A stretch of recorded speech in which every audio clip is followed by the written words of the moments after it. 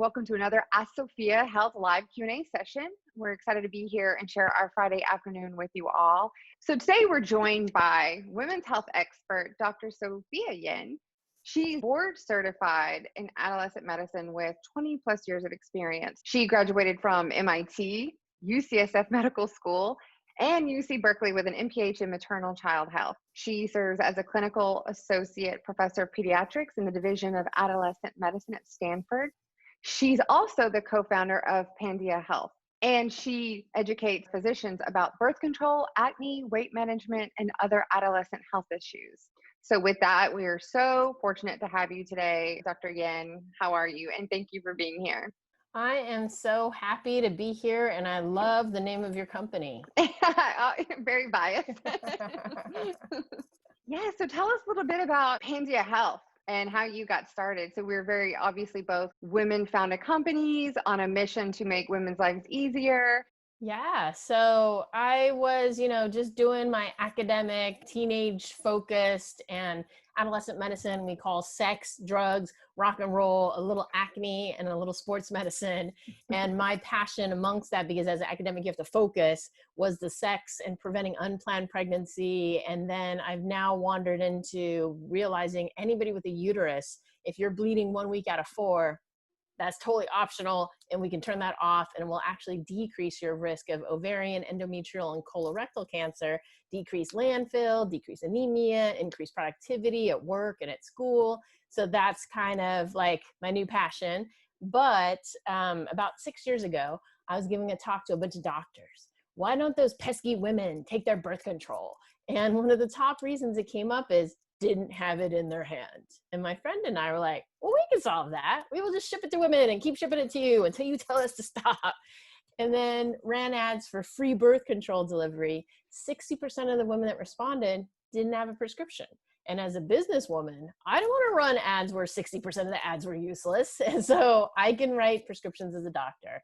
And thus Pandia Health was born, the end-to-end solution for birth control from a prescription that you can get just by filling out a questionnaire, the same 20 questions I'd ask you if you came to my office, a government ID, a selfie so we can prove you are who you are, a self-reported blood pressure from the past year, and then $20 once a year to access our birth control passionate expert doctors. And then as much follow-up as you want, because we don't want anybody not to come in because they don't have the money. And then if you have a prescription, just tell us where it's at. We move it to our platform, bill it to your insurance, ship it to your door. So hashtag better things to do than run to the pharmacy and worry about running out of birth control. Hashtag Pandia peace of mind, set it and forget it. Let us worry so you don't have to. And as you exactly said, it's all about, we are the only women-founded, women-led company in this space. We are the only doctor-led company in this space. And we're here just to make women's lives better. That's the whole reason I made this company, to make my life better, to make my friends' lives better, to make my children's lives better. We just have a passion for making women and empowering women. Yeah, that's awesome. And so I think you said something really important. The women didn't have a prescription.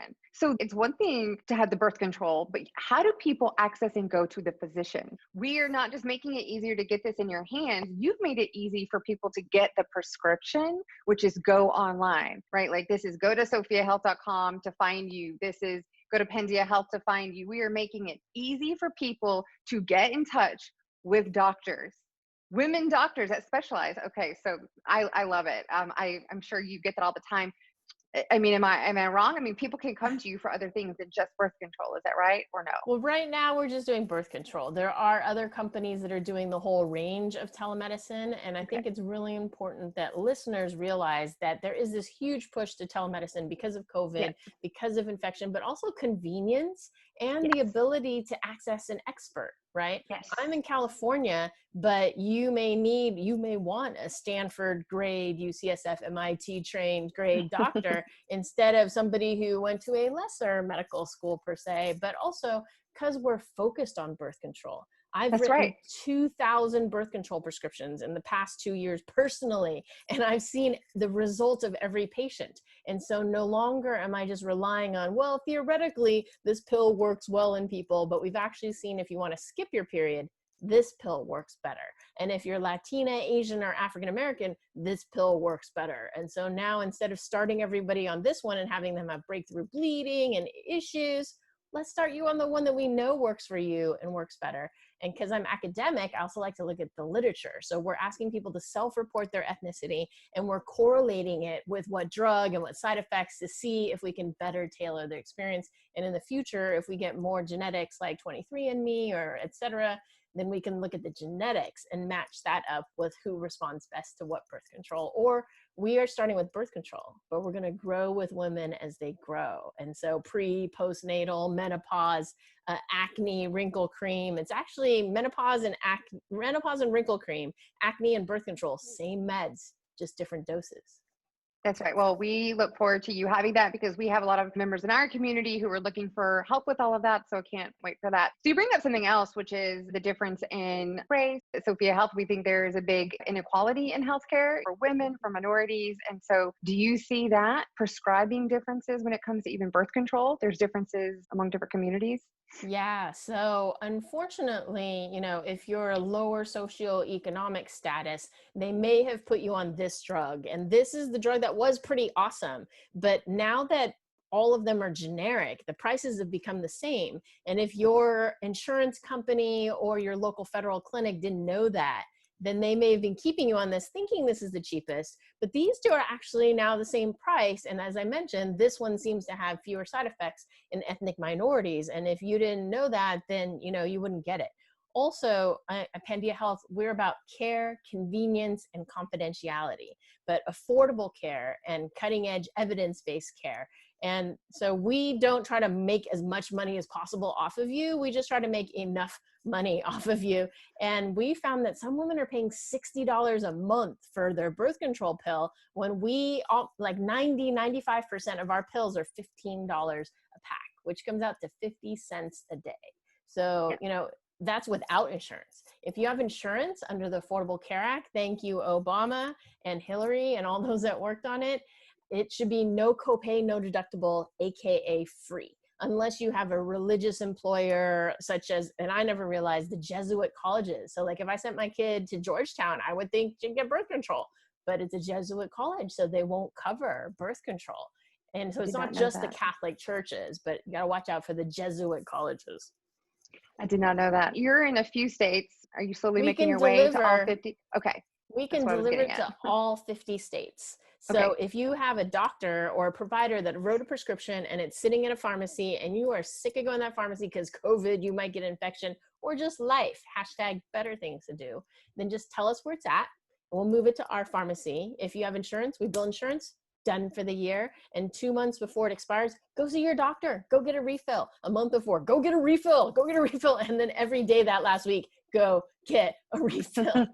And then in the states where we can prescribe, we are now up to, I think, maybe 7 states, because we just added a bunch. So we have Arizona, Colorado, California, Florida, Texas, okay, maybe 6 states, and then Wyoming. COVID has been an opportunity. They've kind of loosened the rules, mainly that it's ridiculous that a doctor, we take a national test. We don't take the California bar. We don't take the blah, blah. Right. It's a national test. I shouldn't practice medicine differently in New York than I do in California. But some reason, every state has its own medical board and they want you to get fingerprinted. I've had to get fingerprinted 3 times. And it's like, California fingerprinted me. Why does Arizona need a different fingerprint than Michigan? And the one that Michigan wants is 3 hours away. And I don't want to drive 3 hours during COVID or ever just to get my fingerprints, Yes. And so these rules that they've loosened aren't making your life more dangerous. It's just more reasonable because as a doctor, I took a national test. I'm happy to pay whatever money Michigan wants from me, but don't make me get my fingerprints and don't make me fill out forms and give you my transcript from college and medical school 25 years ago. So yes, we are in all 50 states and we can write the prescription in those states that I just mentioned. That is super helpful. I think it's helpful even just to be able to put it into your pharmacy and deliver into all 50 states. It makes it easy. We're happy that you are on Sophia Health. If people need to get out to you through our community, I'm sure all of our community is happy that you were extra fingerprinted. So we have a lot of questions around birth control. If we can get started there. When would you advise women with PCOS to stop taking contraception pills, or is it something they have to take for the rest of their lives?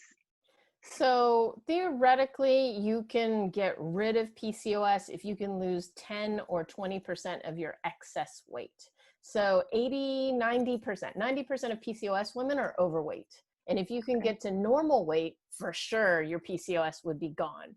But they've shown that even if it's just 10 or 20% of your current weight loss, that can sometimes kickstart your body into getting rid of PCOS. However, if you're keeping your weight the same, nothing is changing, then you will have PCOS forever. It's not a bad thing to be on the birth control pill, patch, or ring for your PCOS because it's preventing endometrial cancer for those PCOS women. You would stop it probably at age 50 because that's when you would expect menopause to happen and you wouldn't have to worry about it. The other thing is, I thought you were going to ask, when do I stop it if I want to have a baby? And Yeah, so that's where I thought it was going also. yeah. And so actually, for a PCOS person, their hormones are whack. And the birth control pill, patch, or ring takes them to normal. So they're most normal on their pill. And the minute they come off the pill, it's getting wackier and wackier and will get harder and harder for them to get pregnant. So for them, you want to come off the pill, have your bleed, grow the lining, and in 14 days, bam, that is the best time to get pregnant for the PCOS people. Because they hear, oh, you're infertile, it's going to take a while to get pregnant, or wait a couple months to clear the birth control from your Right. system. That's a lie. The birth control is out of your system in 3 days. And the way you know that is you stop it and you bleed. So the reason you bleed is because the hormones are gone. That I think that's probably something that's in everybody's mind when they were ready to have a baby coming off a birth control pill. When is the youngest a girl can get an IUD for the purposes of not having to deal with a period? So for an IUD, you could probably get it as soon as you have your periods, if your periods are that horrible. It's just a question of whether you are okay with that invasive of a procedure, but it's not that invasive actually. You actually don't poke any holes in the body because it goes through your cervix where your period comes out every month and where a baby would come out. So you're not making a hole. You're going through that hole and you're opening up a little umbrella and ooh, I have my uterus here. So you go up the vagina and you just open an umbrella in here. And literally it's the size of 2 toothpicks. That's it. I didn't bring my IUD. I have an IUD somewhere else for fun, but it's like 2 toothpicks. It just sits in there and you're not poking a hole or anything, but it may be uncomfortable to have a pelvic exam, which is where they stick in a speculum and they crank it open so they can see your cervix and then they put it in, but they can numb it up a little bit. And definitely for women out there, ask them for a cervical block, which is they squirt numbing juice into the cervix while they put stuff in there because they take tongs and then they like put it in. So it'd be nice. Painful. Yeah, Yes. but it's in Sounds there like and it's kind of a dull pain. It's not like on your skin pain because you shouldn't feel stuff on your cervix, and that's why we're able to give birth to babies. But I absolutely would ask for it. Not all physicians are up to date. So if you have some old doctor who's not academic, who's not having medical students, residents, why are you doing that, Dr. Yen? The latest paper says blah, blah, blah. The latest paper says numb that uterus before you do the IUD. And if your doctor doesn't know that, that's messed up. But you could do it at age 12 if that's when most women get their period and it's horrible and you're missing school. The other option would be the birth control pill, patch, or ring. The ring is, nice, non-invasive. You just stick it up there. It doesn't matter how it goes, and you just change it once a month. There's now a 1-year ring, which I think will give the IUD a run for its money. But the negative for women to know out there is we don't know the long-term consequences of this new ring. They're really proud that it's low-dose estrogen, but it's actually too low.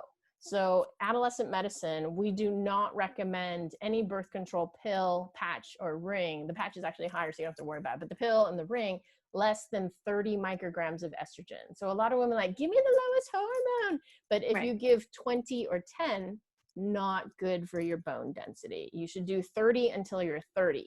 And then once you're 30, we can go low. Good to know. Again, just nice to have a place to go to get relevant, up-to-date information from somebody who knows her stuff. So what are the best birth control options for young girls to prevent them from getting their period under 14? Yes, I would say we don't recommend it under 14 because in general, what I say is you want to wait 2 years after you get your period because you're still growing. But 2 years after your period, you're done.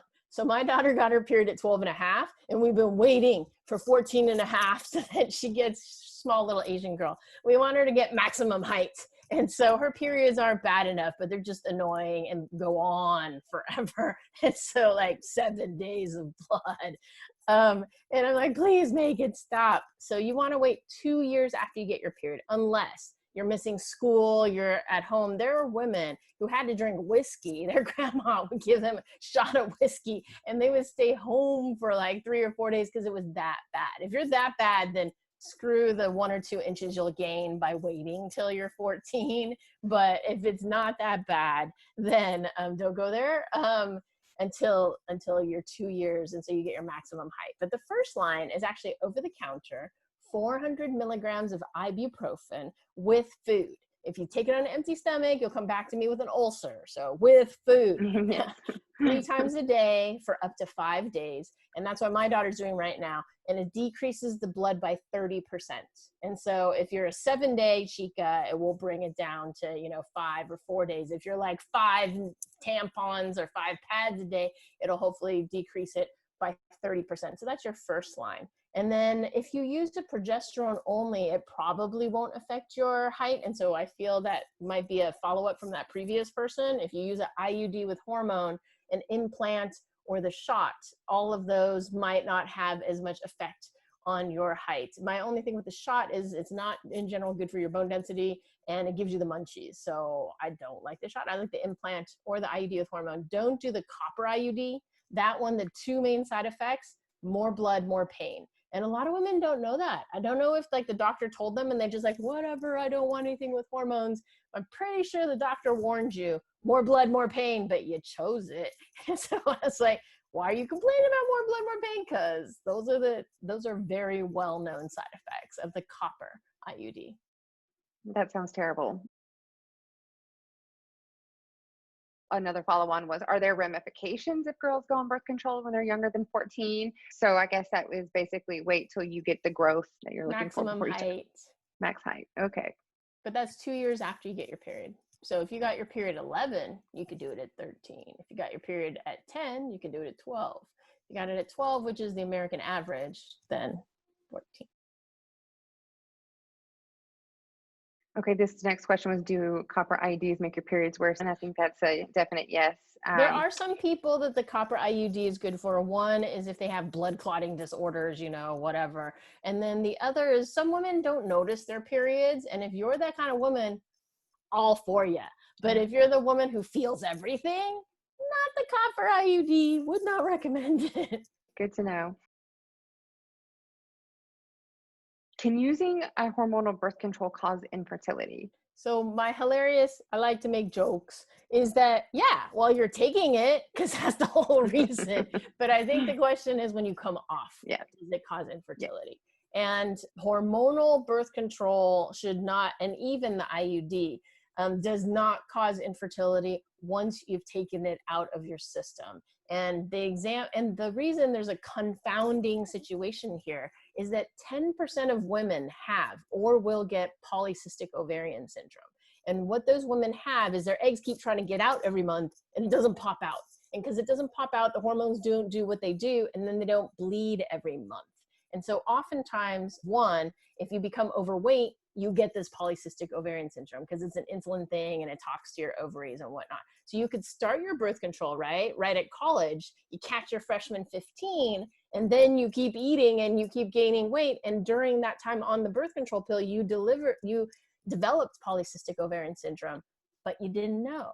So we would expect that if 10% of the population has polycystic ovarian syndrome, 10% of the women, when they come off the pill, should have difficulty getting pregnant. But it has nothing to do with the pill, the patch, the ring, the IUD, the implant, or whatever. It's simply because you got polycystic ovarian syndrome. And then the hilarious, crazy, whack opposite side, as we discussed earlier, is for those women, your most fertile time is right when you come off the birth control pill because you have polycystic ovarian syndrome, but the birth control pill actually normalizes it. and then you come off. And so I actually was giving a talk to a bunch of infertility docs in Taiwan. I was like, why am I here? It has nothing to do with my company. And they're like, we actually use a birth control pill to stabilize things, and we kickstart it, and then they have their baby. And I was like, so now I can tell all the women that are worried about infertility, the infertility specialists use birth control to normalize you, and then they set you free, and bam, that's when you get pregnant. That's good to know, especially about PCOS. I think we have a question in here somewhere on that. If you say most people don't know, I mean, are there symptoms to PCOS that you can be looking for? Yes. So I actually gave a talk on obesity the other day for Stanford. Mm-hmm. And then I was talking about the effects of obesity and PCOS. So 90% of women with PCOS are overweight. And so PCOS is hairy, acne, and irregular periods. So if you have, what it is called hyperandrogenicity with irregular periods. So if you have irregular periods, you have to have irregular periods or else you don't have PCOS according to PCOS. You might have some weird mutant or, but for the majority of PCOS, by definition, you have to have irregular periods. So didn't get a period for 3 months. And then over here is androgenicity. So androgen is your male hormone, testosterone. Mm-hmm. We could just draw a blood test and look at your free testosterone that's floating around. And if we see that's high, that is a diagnosis. Or if you have a ton of zits and a ton of hairiness in places that don't belong, and it doesn't kind of run in your family anyway. But PCOS also runs in your family. So this woman's like, yeah, I have hairiness and I have acne and my periods are irregular. And I was like, PCOS? And I was like, oh, sweetheart, you're like 30 and you just found that out now? Like, how long has this been going on? And so birth control pills are pretty amazing in that they normalize your hormones so you don't have that high male hormone causing you zits and hairiness. Can you actually intervene and correct PCOS? Yes. Back to stable? I absolutely believe in nutrition. And I believe that if you can eat healthy, decrease sugar, decrease inflammation, it's going to be better for you overall. And if you have PCOS and you're part of the 90% that are overweight, if you eat healthier, less inflammation, less glycemic index, it's all going to help you get rid of the PCOS. So if you are PCOS and your weight stays the same or gains, you will have PCOS. If you are PCOS and you go down by 10 or 20%, you could lose the PCOS. But don't want anybody to do anything crazy or going anorexic. So consult somebody to do it safely. Yeah, absolutely. How effective is birth control? Which type is most effective for the least amount of involvement? So what's crazy is that the implant and the IUD with hormone are more effective than tubal ligation. And tubal ligation is going into the woman, snip, snip, not just like snip. It used to be just snip, but then somehow it came back together because the body really wants to have a baby or something. But they now leave out an inch and they either burn it or tie it. And crazy enough, the implant, which is absolutely reversible, the intrauterine device with hormone, absolutely reversible, is better than snip, snip.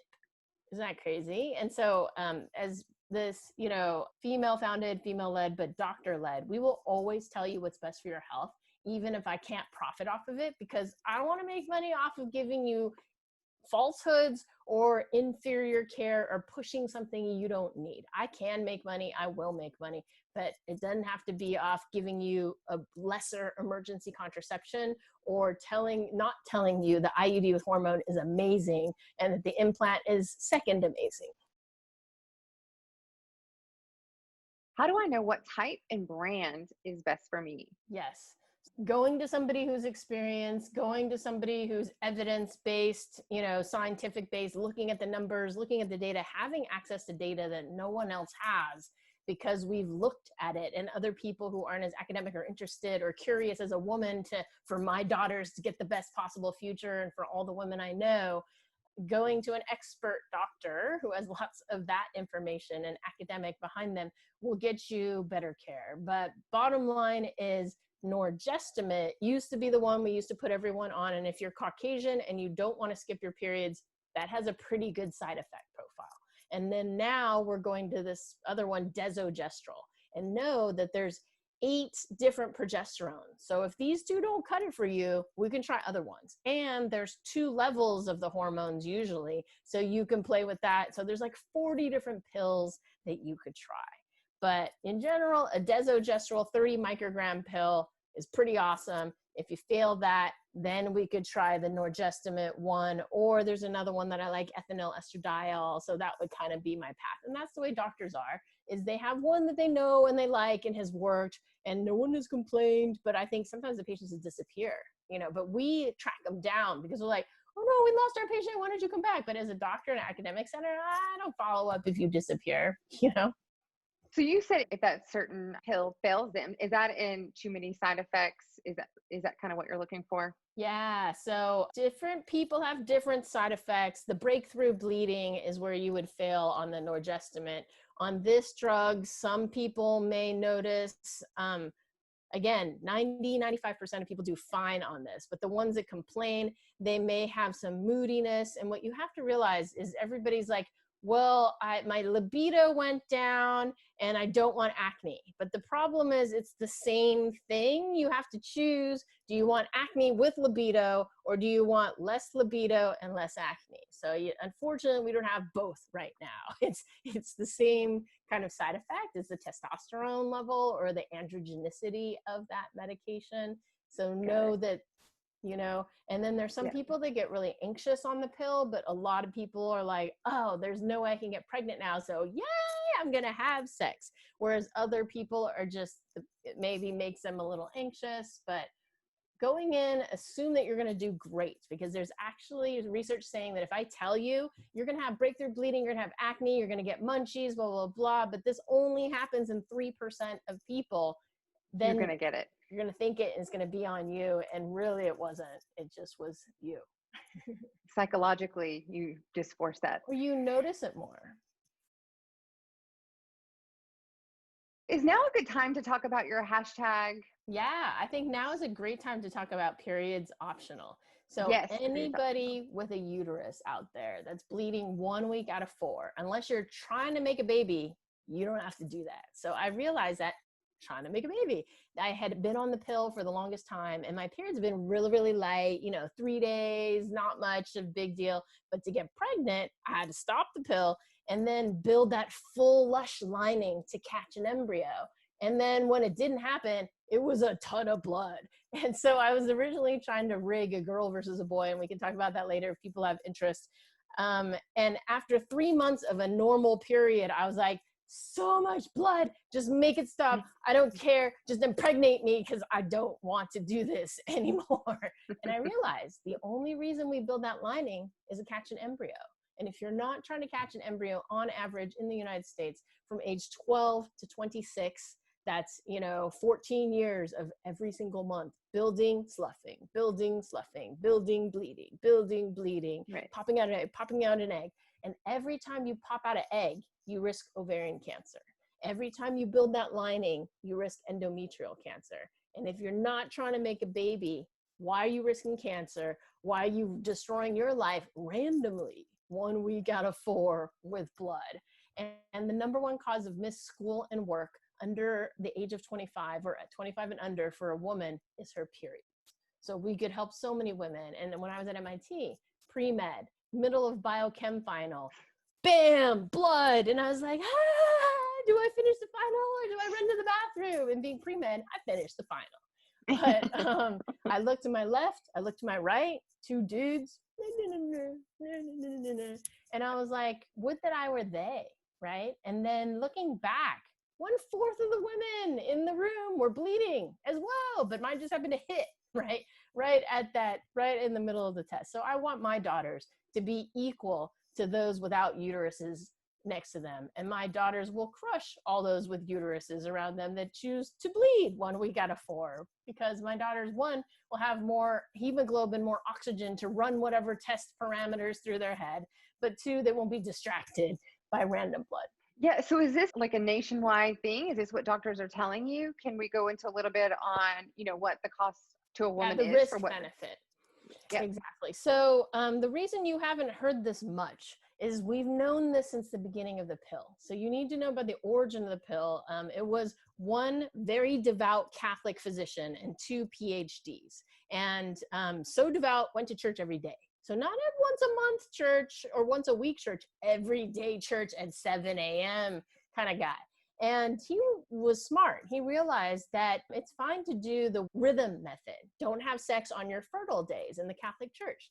So he thought if I made periods regular every month, then you could practice your rhythm method perfectly. And he's like, I'm going to get this through the Catholic Church. And he got it through the nuns, because the nuns are cool, very liberal.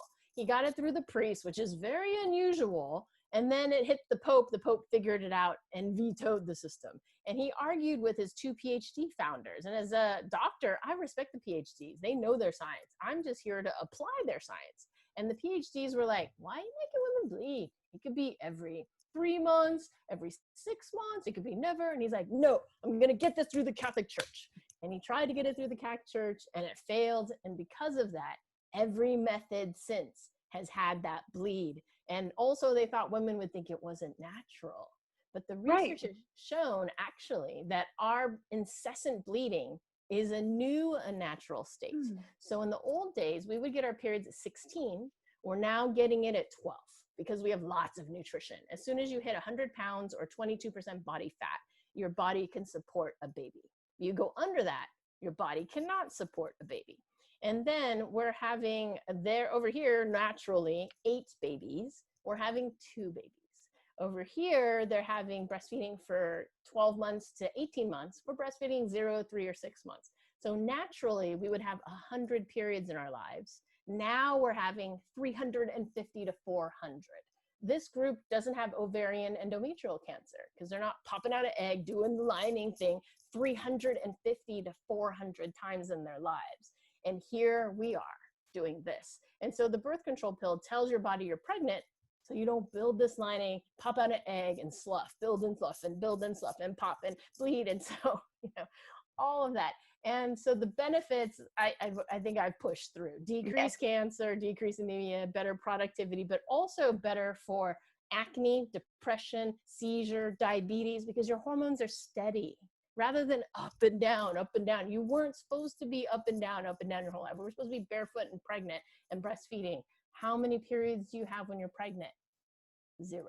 And that would have been or exclusively breastfeeding our natural state. The main risk is the increased estrogen exposure increases your risk of breast cancer, but it increases it by 13 out of 100,000. And that doesn't mean they're gonna die. It just means you get breast cancer. To put this in perspective, drinking 3 to 5 glasses of alcohol a week, which a lot of lawyers I know do, increases your risk of breast cancer 22 out of 100,000.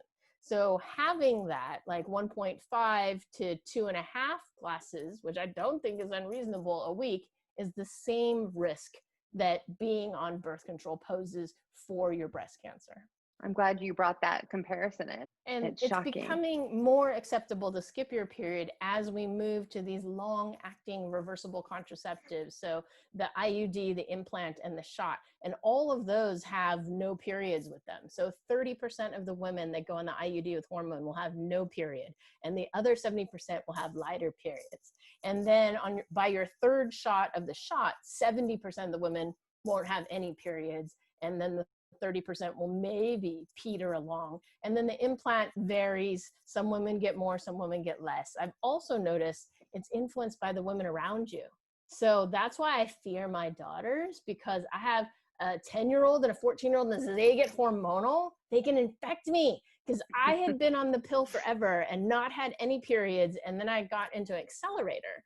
And I was stuck in a room with 2 23-year-old women 24/7 for 2 weeks. And right before pitch day, period. And I was like, I'm a doctor and I'm taking my medicine. There should be no reason for this blood. I didn't miss any drugs, and then the woman next to me was like, ha, ha, ha, I got my period. And then the woman next to her was like, ha, ha, ha, I got my period. So we all synced together. And I was like, damn you nubile, fertile women, because that happened to me in college. We had a woman every 28 days. I was every 35 days. And then my PCOS friend every 90 days. Her so fertile drove both of us to 28 days. So watch out, fertile women. If you are every 28 days, you are crazy fertile. That's pretty cool what our bodies can do and are capable of. Yes.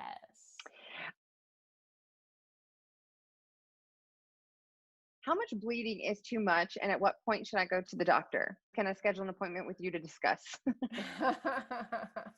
Unfortunately, for $20 once a year, you can't schedule an appointment with me to discuss. But you absolutely can, if you're under the age of 18 or 21, can sign up for Stanford's Adolescent Medicine Clinic, or you can call your own OB-GYN or find a local adolescent medicine clinic. Adolescent medicine is a subspecialty you'll only find usually with an academic center, but depending on your age, we usually don't see anybody 21 or older. Too much bleeding is if you're going through like 5 maxi tampons or 5, pads a day.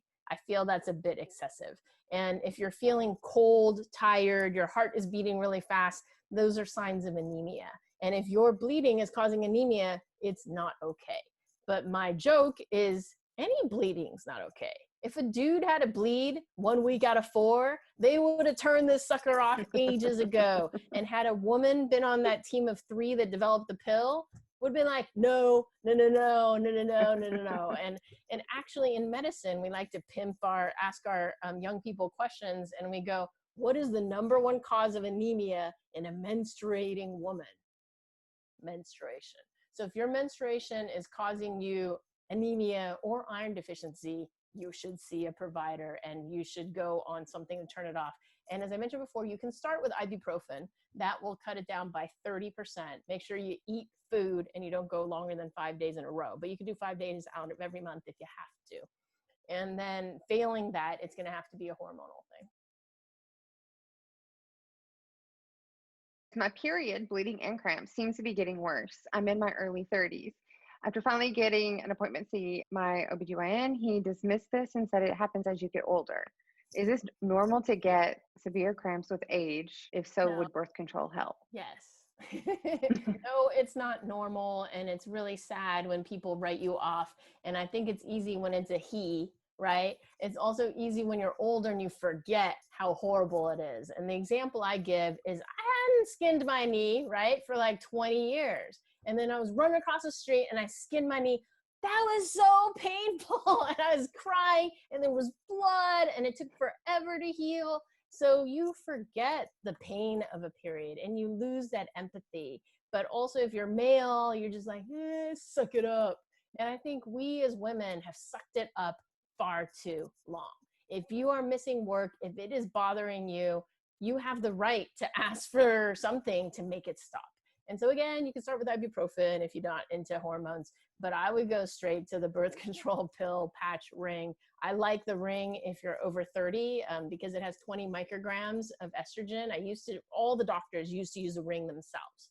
And now they've all moved to the IUD with hormone because stick it and it lasts for 5 to 7 years. And at any time you change your mind, you theoretically reach up there, pull it out, and go get pregnant if you desperately needed to get pregnant and you couldn't go see a provider to take it out. But you obviously could go to a provider and get it taken out. And then 2 weeks later, go have your baby.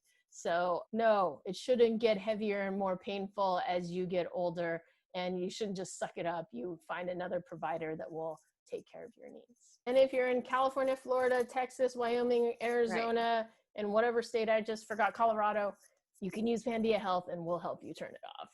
If you had to rank the pills, would you rank in order like a priority, or is it like an ease of use? Do you still like the pill for any reason? So for pregnancy prevention and for life, set it and forget it is the best possible option. And so if you ask me how to rank the birth control methods from most effective to least effective, and that is the new paradigm in contraceptive counseling. Start with the best, work our way down, explain to me why you don't want the best. So number 1 is the implant and the IUD with hormone. The negative on the implant is some people have more bleeding, some people have less bleeding. You have to wait it out 3 to 6 months to figure out what your pattern is going to be on the implant. But that is the only negative, and you have to change it every 3 years. The IUD with hormone every 5 to 7 years, and really no downside other than you have to find somebody competent to put it in. So ideally, you should ask, how many have you done? And for me or my daughters, have you done at least 50?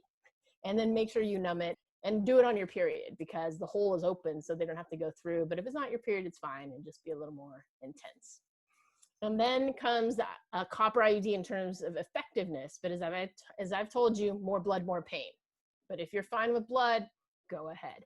Or if you can't, whatever. The shot is the next one because you only have to think about it every 3 weeks. Problem with it is the shot.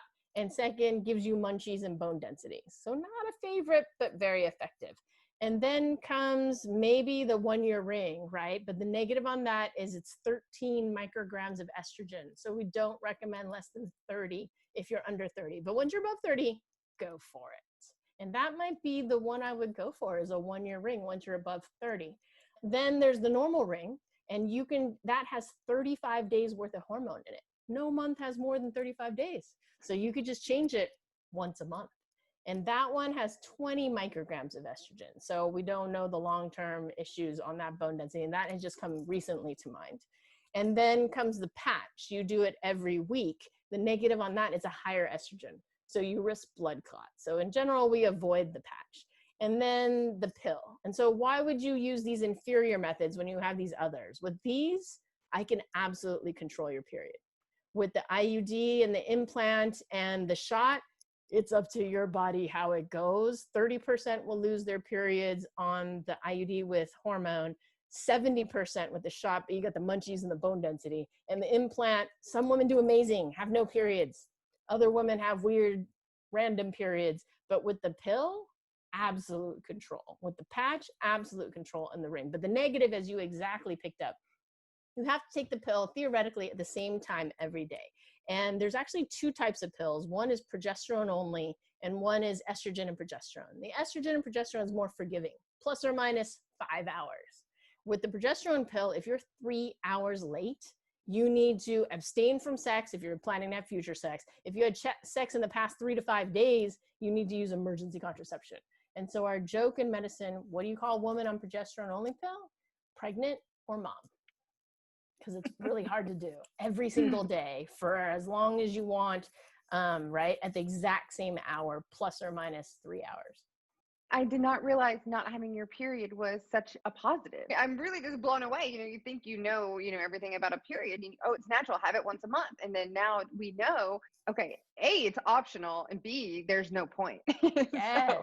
And we're having more than we were designed to have because we're having less kids. So this is awesome. Does exposing children to disease help them build a stronger immune system?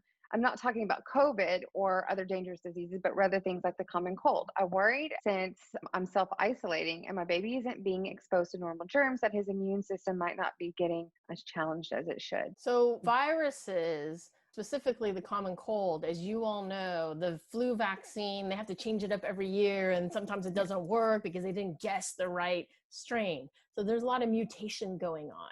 So there is no value whatsoever to your child being exposed to different viruses. And cold viruses. They've actually shown that kids who get exposed to cold viruses because of daycare are more likely to mess up their lungs and end up with asthma and stuff like that. So don't worry about the cold virus. What you do want exposure to if you have allergies, and my family has crazy allergies. Like my joke is I'm allergic to everything green plus cats. And the only thing I'm not allergic to is a dog. And then my husband is not allergic to anything except for dogs. So between the 2 of us, we cannot have any pets. But for crazy allergic people, what you want to do is they've shown that if you have 7 pets in your house, so basically a farm, right? If you have some chickens and a dog and a horse and some other stuff, you've been exposed to all these things. And so then you are having a lower likelihood of allergy. So that is go to the zoo. Yes, go to the zoo or have a farm. I mean, there are a lot of urban people that will have a dog and chickens are the new hot thing, and a bunny. The fish won't do anything for you. It doesn't count. And that's actually what we have. We have the goldfish in our house. But if you can get up to 7 dogs or whatever, and it's because they go out and they collect antigens and they expose your kid to stuff. And theoretically, rolling around in the dirt is okay. But the viruses, you don't need. So my brother, unfortunately, has 3 kids under the age of 6. And somebody always has green snotty nose. And whenever we get together for Thanksgiving or Christmas, we inevitably catch something from their family. And certainly when you catch something, you can develop an immunity to it. But why go through 30 colds when you could go through none. And my kids partially breastfed, also luxury of having a nanny that just took care of the two of them, had no colds under the age of 5. This is great, especially with the news right now with COVID. So we are safe at home. Great. The main reason to go back to school, the 3 reasons is social economic. Not everybody has Zoom. Not everybody has internet access. And I thought my dad was brilliant, and I haven't heard any politicians say this.